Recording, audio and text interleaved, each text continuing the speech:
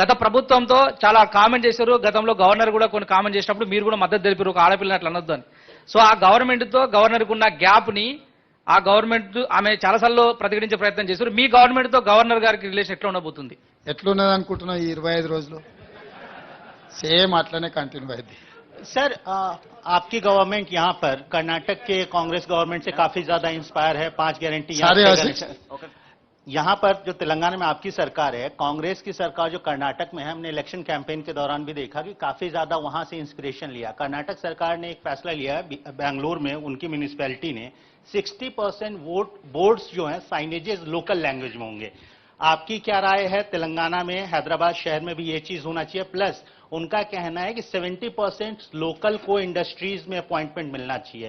इन दो इश्यूज पे आपका व्यू क्या है? और सेकंड मेरा क्वेश्चन सर, आपने और डिप्टी चीफ मिनिस्टर साहब ने प्राइम मिनिस्टर से मुलाकात की है, उसका एजेंडा क्या था, क्या बातचीत हुई? एजेंडा तो सीधा सीधा कल ही पत्रकारों को पूरा एक्सप्लेन किए हमारा डिप्टी चीफ मिनिस्टर।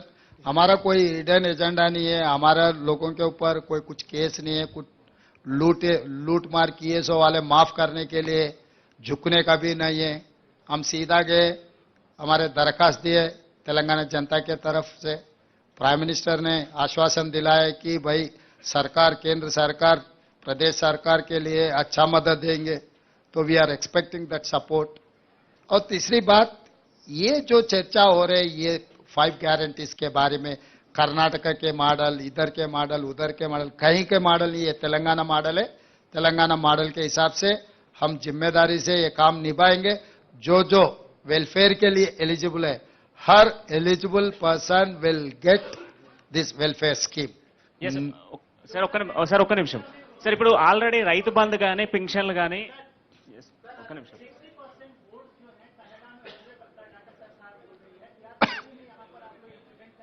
अरे भाई हमेशा यहाँ पर 90% तेलुगु में बोर्ड है। We need not to worry about Telugu, Urdu, English, क्योंकि हर दुकान में मैं जो देखते जाता हूँ तेलुगु में है ही है। अगर कहीं भी कुछ ऐसा प्रॉब्लम है तो हम रेक्टिफाई कर देंगे, उसमें कोई चर्चा करने का कोई इतना जरूरी नहीं है। సార్ ఇప్పుడు రైతు బంధు కానీ పెన్షన్లు కానీ ఆల్రెడీ ఉన్న లబ్ధిదారులు ఉన్నారు, వాళ్ళు మళ్ళీ రీఅప్లై చేసుకోవాలా? సార్ 1 సెకండ్ సీఎం గారు, పెన్షన్ మళ్ళీ ఆల్రెడీ డాటాలు ఉన్నాయి నాయన, దాంట్లో ఎవరు కావాల్సిన్నా వాళ్ళు ఎవరు అప్లికేషన్ ఎవరికైతే కావాలనో వాళ్ళని అప్లికేషన్ పెట్టుకో అని చెప్పినాం. వాళ్ళు ఎవరు అవసరమైతే వాళ్ళు అప్లికేషన్ పెట్టుకుంటారు. దాంట్లో నీకెందుకు కన్ఫ్యూజన్ ఉందో నాకు అర్థం కాలేదు. సీఎం గారు